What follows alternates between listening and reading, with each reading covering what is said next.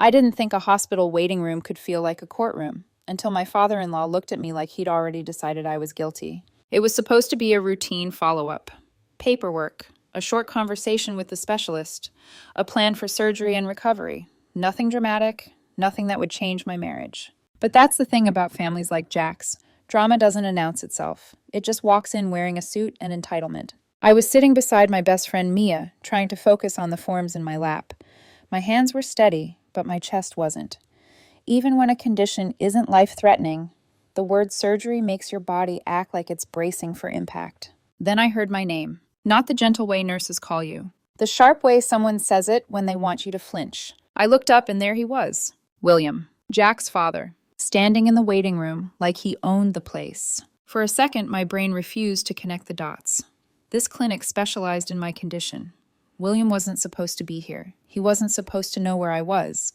And yet his eyes locked onto mine with this strange, watchful calm, like he'd been waiting for the exact moment I would look up. His gaze flicked to Mia, and the calm turned into something colder. "Who is that?" he demanded, loud enough that a couple across from us paused mid-conversation. I felt Mia's posture stiffen beside me. My throat tightened, but I forced the words out anyway. "She's my friend. Jack had a work meeting. She came to support me." William stepped closer. Too close. Close enough that I could smell his aftershave, expensive and sharp, like the kind that lingers after someone leaves a room. His voice dropped, but the threat didn't. "So Jack doesn't know," he said, like he'd just uncovered a secret. I blinked, stunned. "What are you talking about?" He smiled, not kindly, not warmly. "Predatory." And then he said it, quietly, confidently, as if blackmail was just another business transaction. "Pay me $50,000, and I'll keep your little affair to myself." My fingers went numb around the papers in my lap. I could hear my heartbeat in my ears like a warning siren. And the worst part? William didn't even look unsure. He looked certain Jack would choose him. Like my marriage was something he could purchase, threaten, and control. Right there under fluorescent lights, with strangers watching and no one understanding what was happening. I remember thinking, if I stand up right now, will my legs hold me? Because in that moment, it wasn't just my health on the line. It was my entire life. If you met Jack on a normal day, standing in our kitchen, in a faded t-shirt, barefoot, making coffee like it's a small ritual, you'd never guess the kind of family he came from. You'd never guess that behind his calm voice and careful manners is a lifetime of learning how to survive a house where love was conditional and silence was safer than honesty. I'm Anna. I'm 32 now, and I've been married to Jack for 5 years. Before him, I thought I understood pressure. I grew up watching my parents carry pressure like a second skin. We came to this country when I was 3. I don't remember the plane ride, but I remember what came after. The cramped apartment, the smell of laundry detergent and rice cooking at the same time, the way my mother's hands always looked tired. My dad took construction jobs wherever he could. My mom cleaned houses, then later worked at a nursing home. They didn't complain much. They just kept going, like stopping wasn't an option. And because they kept going, I learned early that effort was love. Effort looked like my dad coming home with dust in his hair, still asking how my math test went. Effort looked like my mom packing my lunch at 5 a.m., even on days she worked a double shift. Effort looked like them sitting at the kitchen table with bills spread out like puzzle pieces and still telling me, "Study, we will handle the rest." I did. I studied so hard I felt guilty for sleeping. I earned scholarships. I became the first in my family to go to college. And when people asked what I wanted to do, I didn't pick the job that sounded impressive. I picked the one that felt meaningful. I became a 5th grade teacher. Not because it was easy, because it wasn't. Not because it paid well, because it doesn't.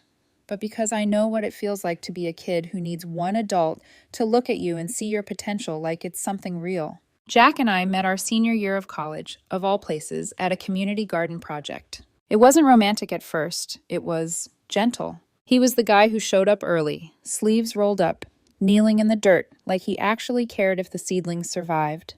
He talked to the neighborhood kids like they were equals, making them laugh with these dry little jokes that never felt forced. The first time he talked to me, it wasn't a line. It wasn't a performance. He just handed me a pair of gloves and said, "Fair warning. I'm terrible at identifying weeds. If you see me protecting something that looks suspicious, intervene." I laughed, really laughed, the kind that loosens something in your chest. Over the next few weeks, we kept drifting toward each other, working side by side, sharing water bottles, trading stories. He listened the way most people don't, like he wasn't waiting for his turn to speak. And I told myself, this is what safe feels like. When we started dating, I learned quickly that Jack came from a world I'd only seen in movies. His father, William, owned a real estate development company, the kind with glossy brochures and glass offices downtown. He sat on boards. He knew people whose names were on buildings. His mother, Victoria, lived in a different type of power, social power, charity events, invitations, connections, smiles that never reached her eyes. Jack's childhood home was in the kind of neighborhood where the trees look curated and the sidewalks look washed. Everything matched. Everything was quiet. Everything looked perfect from the outside. The first time Jack brought me to dinner there, I spent an hour picking out an outfit like it was armor. I smoothed my hair until my fingers hurt. I practiced saying hello in the mirror, like politeness could prevent judgment. Jack squeezed my hand in the car and said softly, "You don't have to prove anything." I wanted to believe him. But the moment we walked in, I felt it, the temperature change. William looked me over like I was a resume with missing qualifications.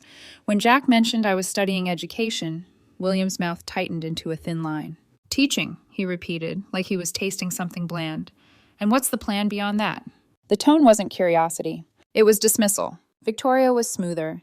She complimented me in a way that sounded like praise, but landed like a pin. "Oh, that dress is so bold," she said, smiling. "You're brave." At the table, when the conversation drifted to family background, I mentioned my parents' work. Not to gain sympathy, just because it was my life. Victoria smiled tightly and changed the subject in under 3 seconds, like my story was clutter on a clean surface. Jack noticed, of course. Under the table, his thumb rubbed circles on my knuckles, his quiet way of saying, "I see it too." Over the years, the pattern became clearer. William's disapproval came out in blunt statements, like he was doing me a favor by being honest. "Teaching is more of a hobby, isn't it? You're smart. Why aim so low? Jack, you could do better than this." Then, modest. Victoria's disapproval came out in subtle cuts, compliments with hooks, questions that sounded innocent but weren't. "You people must have such close communities.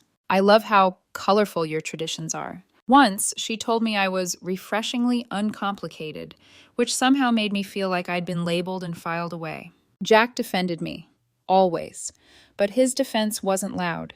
It was controlled. He'd say, "That's not fair," or "Stop," or "Enough," then try to steer the conversation back to safer ground. I didn't understand at first why he didn't confront them harder, why he didn't explode. Then one night, years into our marriage, he told me quietly, "When I was a kid, the easiest way to survive my dad was to not give him a reason to escalate." That sentence explained so much. Jack wasn't weak. He was trained. And that training meant that even when he stood up for me, part of him still believed peace had to be negotiated, like a hostage exchange. We built our life anyway. A home that felt like ours, not theirs. A marriage that ran on partnership, not hierarchy. We talked through everything: money, work, future plans. We weren't perfect, but we were honest. And then last month, the doctor said the words that tipped our world sideways. I needed surgery. Not fatal, not immediate, but serious enough that it wrapped fear around my ribs in a slow, tightening spiral. Jack became even more careful with me after that. He touched my shoulder more, asked if I'd eaten, checked my face like he could read pain before I admitted it. At the same time, he had a huge work project, one that could lead to the promotion he'd been chasing for years. So when my follow-up appointment landed on a day he couldn't miss a meeting, we made the responsible choice. Mia came with me. Mia, my best friend since high school. The person who knows every version of me. The anxious teenager, the exhausted college student, the bride trying not to cry in the bathroom 5 minutes before walking down the aisle. She wasn't a secret. She wasn't a threat. She was support. Which is why William appearing in that waiting room felt like a trapdoor opening under my feet. Because in William's world, women don't get support. They get suspected. They get measured. They get controlled. And apparently, if they don't pay up, they get punished. Looking back now, the hospital wasn't the beginning of the conflict. It was just the moment William stopped pretending. The truth is, the ground had been cracking for years. I just didn't know how deep the fault line ran. Before my diagnosis, before the surgery, before that waiting room confrontation, there were moments I brushed aside because they were inconvenient to examine too closely. Small comments, slight shifts in tone, the kind of things people tell you to ignore if you want to keep the peace. William had always treated money like leverage. Every gift came with an invisible string attached. Every favor was a reminder of his power. When Jack graduated law school, William insisted on throwing him an extravagant party, not because Jack wanted it, but because William wanted to show off. When Jack hesitated, William laughed and said, "Let me be a father for once." I remember watching Jack that night, smiling stiffly, thanking people, shrinking in his own celebration. After we got married, William made a show of offering to help us get started. He suggested investments, properties, opportunities, all framed as generosity. Jack declined every single one. Not rudely, just firmly. "We want to build our life ourselves," he said. William's smile that day didn't fade, but it hardened. After that, his comments toward me sharpened. He questioned why I drove my own car instead of letting Jack take care of that. He once asked, in front of other people, if I planned to keep working after we had kids, like teaching was something I'd outgrow. When Jack's promotion got delayed one year, William joked that maybe Jack would have advanced faster without distractions. His eyes flicked to me when he said it. Victoria never openly agreed with him, but she never corrected him either. She'd just sip her wine and say things like, "William worries because he loves deeply," as if love excused cruelty. Jack noticed everything. After dinners at their house, he'd sit silently in the car for a long stretch before starting the engine. Sometimes he'd apologize, to me, for things he didn't do. I should have said something sooner. I should have shut that down harder. And I'd tell him the truth. "You did enough. You always do." But part of me wondered, how much was enough, really? When my health issues started last year, William's behavior shifted again. He didn't ask how I was feeling. He asked how long I'd be out of commission. He didn't express concern. He expressed doubt. One evening, when Jack mentioned I'd need to rest more, William scoffed. "You're letting her become fragile," he said. "People get lazy when they're indulged." Jack snapped back then, really snapped. "That's enough," he said, voice shaking. "You don't get to decide what's real." William backed off in public, but later that night, Victoria pulled Jack aside and told him he was embarrassing his father. I heard her say it from the hallway. I remember standing there, one hand on the wall, realizing something important. They didn't just dislike me. They believed I was a threat to control, to image, to authority. And threats in William's world needed to be neutralized. The weeks leading up to my hospital appointment felt heavy in ways I couldn't explain. Jack was more protective than usual.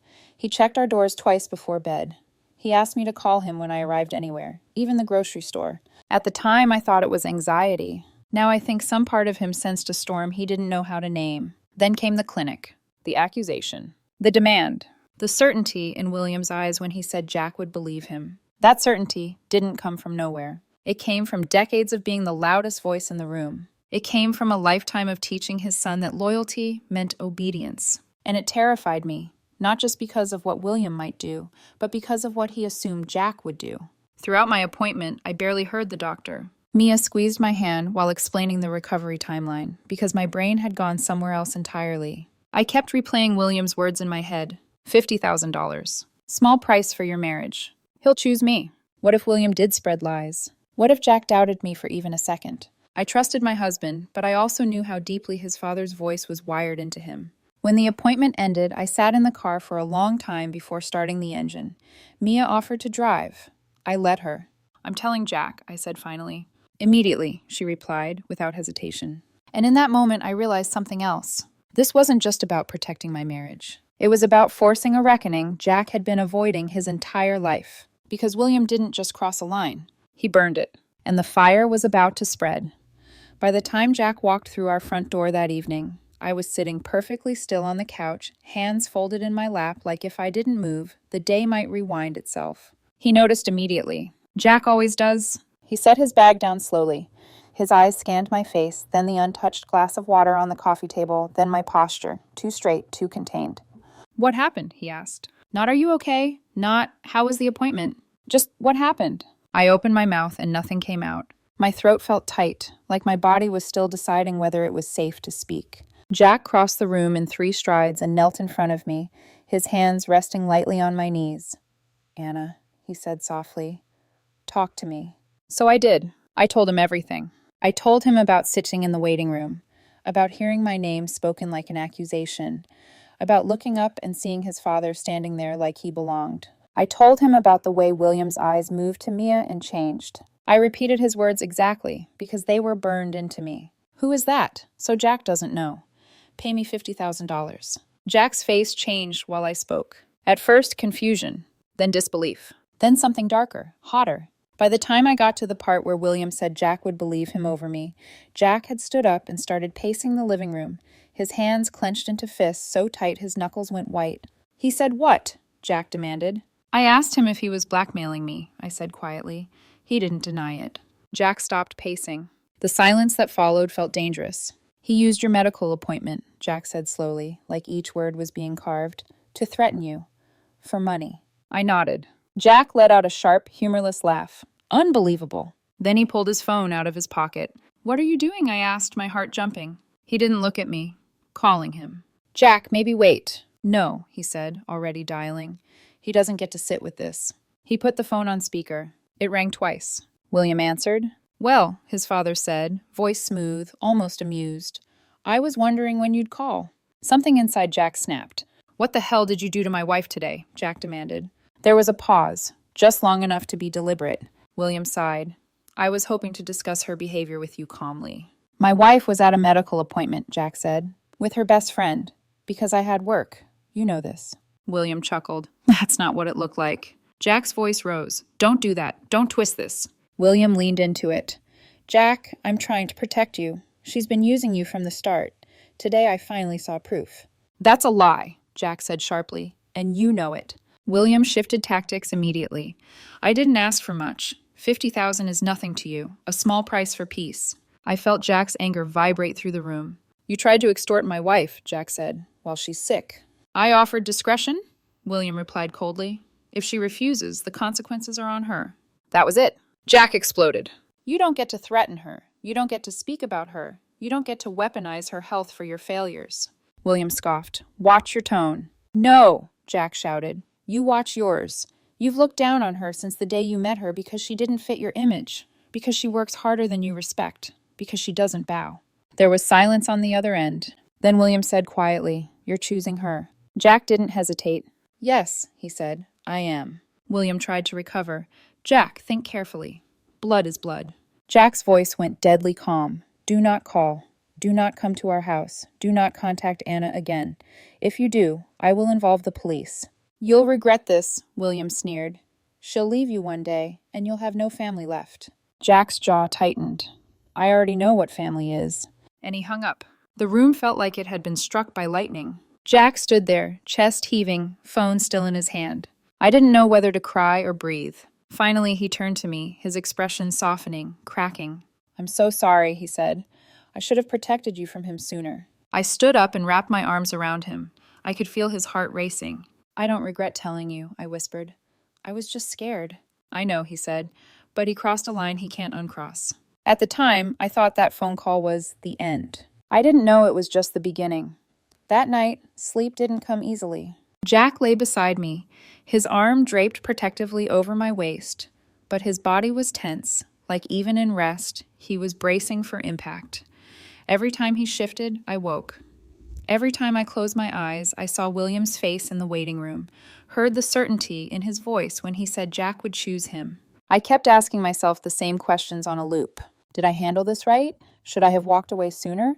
What if this destroys Jack's relationship with his parents forever? Guilt has a way of dressing itself up as responsibility. The next morning, Jack was already awake when I opened my eyes. He sat at the edge of the bed, elbows on his knees, staring at the floor. You didn't sleep, I said. He shook his head. I kept replaying it. All the things he's done. The things I let slide. I reached for his hand. His fingers were cold. This isn't on you, I said gently. He looked at me then. Really looked at me, like he was checking to see if I was still here. He tried to hurt you, he said.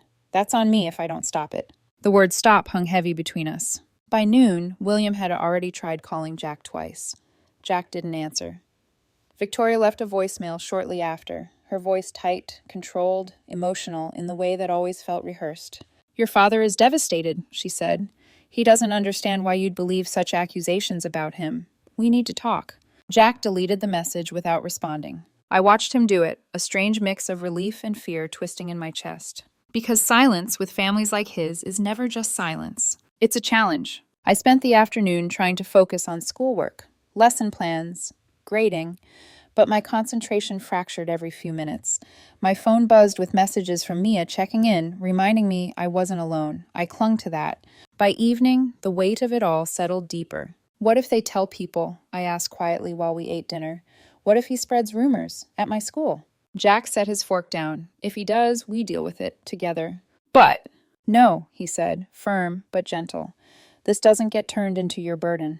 Later, when Jack showered, I sat alone on the couch and let myself feel it fully for the first time. The fear, the anger, the humiliation of being threatened in a place where I was already vulnerable. I wasn't furious in the explosive way people expect. I was hurt. Hurt that someone could look at my life, my marriage, my illness, and see only an opportunity to take. Hurt that Jack had grown up thinking this behavior was normal. Hurt that even now, part of me worried I was the problem for not just smoothing it over. That realization scared me most of all, because it meant William's influence ran deeper than I wanted to admit, not just in Jack, but in me. When Jack came back into the living room, towel around his shoulders, he sat beside me and took my hand. I'm not changing my mind, he said quietly, about him, about this. I swallowed. I know, I don't want you to regret it one day. Jack squeezed my hand. I'd regret not protecting you far more. We sat there like that for a long time. No shouting, no dramatic declarations. Just the quiet understanding that something irreversible had happened. The next few days confirmed it. William kept calling. Victoria kept leaving messages. Extended family started reaching out. Carefully worded texts asking if everything was okay. The pressure built, slow and relentless. And with every unanswered call, I could see Jack changing, not breaking, but shedding something. Like a man finally realizing the cost of keeping the peace. I didn't know yet how far his family would go, but I knew one thing for certain. This wasn't just about one hospital visit anymore. It was about who Jack was willing to be and who he was finally willing to walk away from. The escalation didn't come like a storm. It crept in, phone call by phone call, message by message, doorstep by doorstep. 3 days after Jack cut off contact with his father, the first uninvited knock came. It was just after dinner. I was rinsing dishes when the sound hit the front door. Hard, impatient, familiar in the way danger sometimes is. Jack froze. He didn't have to look through the peephole to know who it was. I'll handle this, he said, already moving. I followed him anyway, my pulse pounding. William stood outside, red-faced, shoulders tense.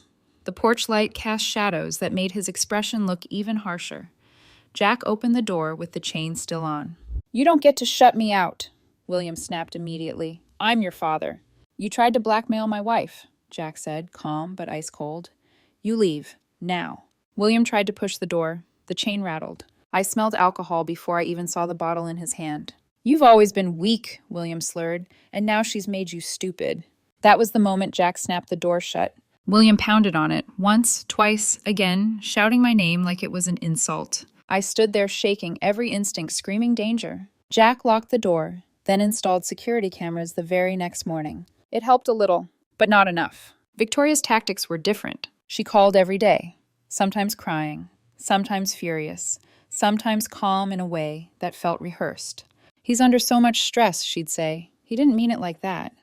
You're tearing this family apart. Extended relatives joined in soon after. Aunts, uncles, cousins. Some asked questions. Others issued judgments disguised as concern. You only get one father. Family forgives. Be the bigger person. Jack stopped answering. Then his sister called. Leah. She sounded shaken. Dad showed up at my place drunk, she said. He was screaming about Anna, about how she stole you. Jack went very quiet.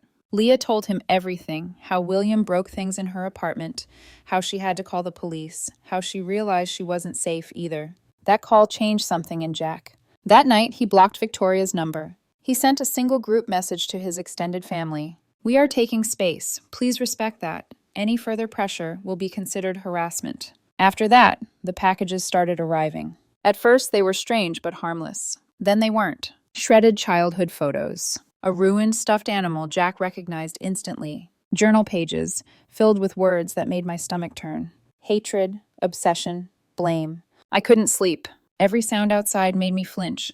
Every unfamiliar car slowed my breathing to a stop. Jack suggested counseling, not to fix his parents, to protect us. Those sessions cracked open stories he'd never told anyone. The yelling, the conditional praise, the fear of disappointing a man who could never be satisfied. I told the counselor how William's words still echoed in my head, how easy it was to start believing you deserve cruelty when it's delivered with confidence. My surgery happened during all of this. Jack took time off work. My parents showed up with food and quiet support. The contrast was brutal. One family showing up with care, the other with threats. Still, the pressure didn't stop. William sent more packages. Victoria posted vague messages online about betrayal and loyalty. Jack woke up from nightmares. I started second-guessing every interaction at school. The escalation felt endless, until something inside both of us shifted. We weren't just surviving anymore. We were choosing each other every single day. And that choice was about to cost William everything he thought he controlled. The darkest moments don't always announce themselves with screaming or chaos. Sometimes they arrive quietly, on a night when the house is too still, when even the ticking clock feels loud enough to accuse you. Mine came about a week after the last package arrived. I was alone in the living room. The lights dimmed, the security camera feed glowing softly on the tablet beside me. Jack was asleep upstairs, exhausted in the way only people who've been holding themselves together for too long ever are. In my lap lay the torn journal pages. I hadn't wanted to read them again, but I couldn't stop.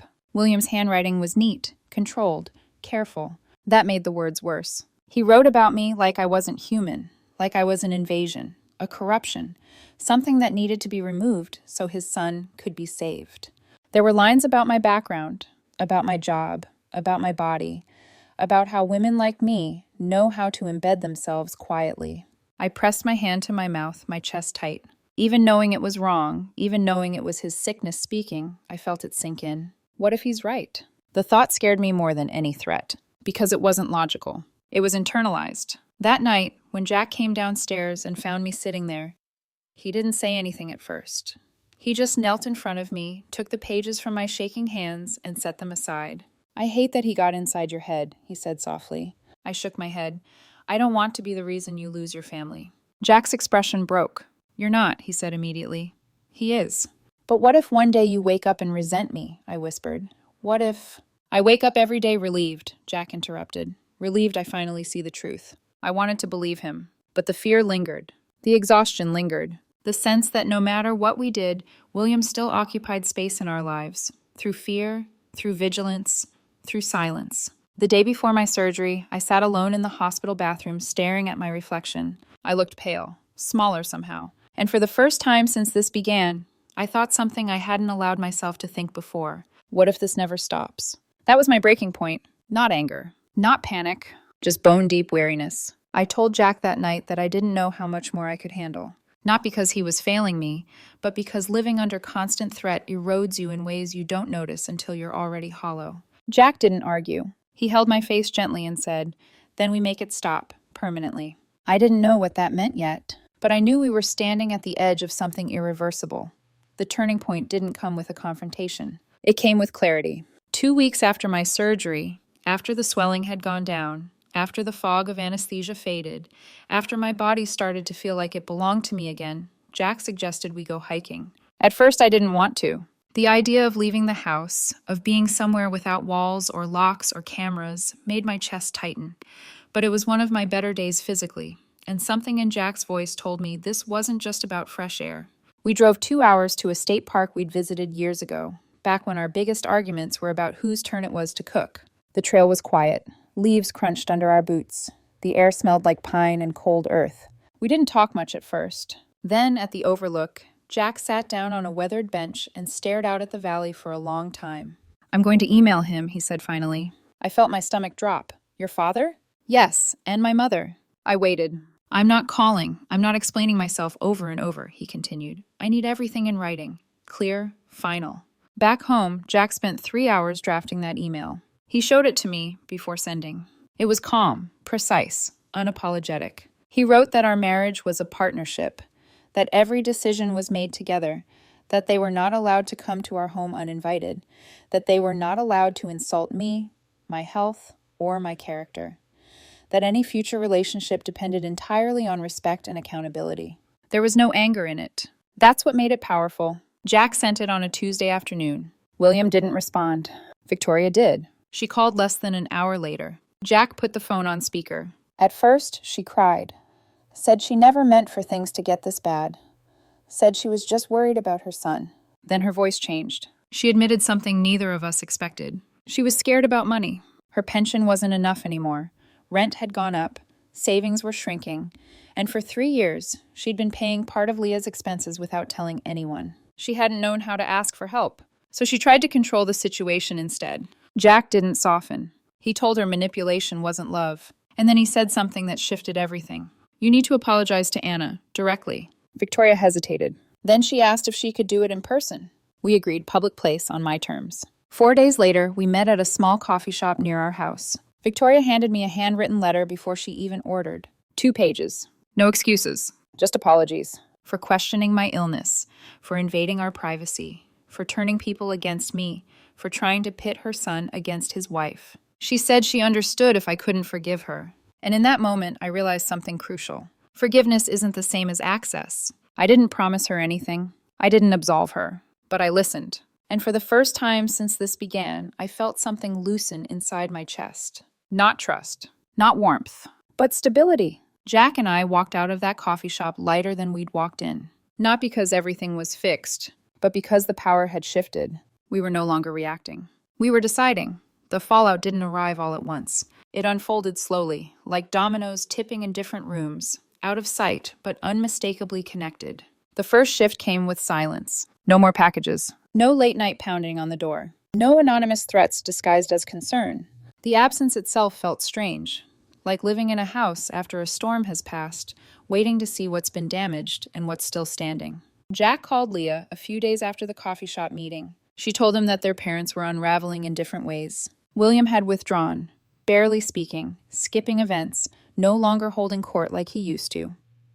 Without an audience, his rage had nowhere to perform. Victoria, on the other hand, had started reaching out to counselors, to financial advisors, to people who asked hard questions instead of enabling ones. For the first time, the narrative wasn't being controlled by the loudest voice. Jack confronted his sister about the years of financial support. It wasn't an easy conversation. Leah admitted she'd taken the money without asking where it came from. She said she assumed it was harmless. Jack didn't yell. He just told her the truth. That dependence without accountability hurts everyone involved. That pretending not to see the cost doesn't make it disappear. Their relationship didn't break, but it changed. Something more cautious replaced something comfortable. Meanwhile, life kept moving. My recovery continued. I returned to work. My students greeted me with handmade cards and questions about my scar like it was a badge of survival. Teaching grounded me again. It reminded me who I was outside of this conflict. Jack threw himself into his work too, into cases that mattered, into causes that aligned with the man he actually wanted to be. He was lighter somehow, straighter. Extended family members split quietly into categories. Some respected our boundaries. Others faded away. A few reached out later, admitting they'd experienced similar behavior from William over the years. The truth didn't need defending anymore. It carried itself. At home, we repaired what had been neglected during the chaos. Broken routines, delayed dreams. We talked more, laughed more, planned. Not just for survival, but for a future that felt intentional. William lost the power he thought was permanent, not through confrontation, through consequence. And I learned something unexpected in watching it happen. You don't have to punish someone to let them feel the weight of what they've done. You just have to stop holding it for them. 6 months have passed now. Not everything is perfect, but it's peaceful. And I've learned that peace is not the absence of conflict. It's the absence of fear. Jack still has complicated feelings about his parents. Some days he talks about memories from his childhood, good ones, tangled ones. Other days, he says nothing at all. I don't push. Healing doesn't follow a schedule. We maintain distance, boundaries that are clear, consistent, and non-negotiable. Victoria emails occasionally, short, careful messages asking how I'm doing. I reply politely, cordially.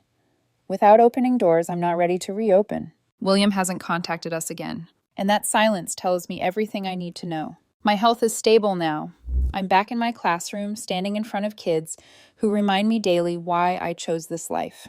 I've started a mentorship program for first-generation students, something that makes me feel rooted again, useful in the way that matters. Jack and I talk about the future with less hesitation. About travel. About maybe starting a family when the time is right. About what kind of parents we want to be, and what kind of patterns we refuse to pass down. This experience didn't just test our marriage. It defined it. We learned that love isn't proven by obedience. That loyalty doesn't mean silence. That family doesn't get unlimited access to your life just because they share your blood. And maybe the hardest lesson of all, you can acknowledge someone's pain without excusing the harm they cause.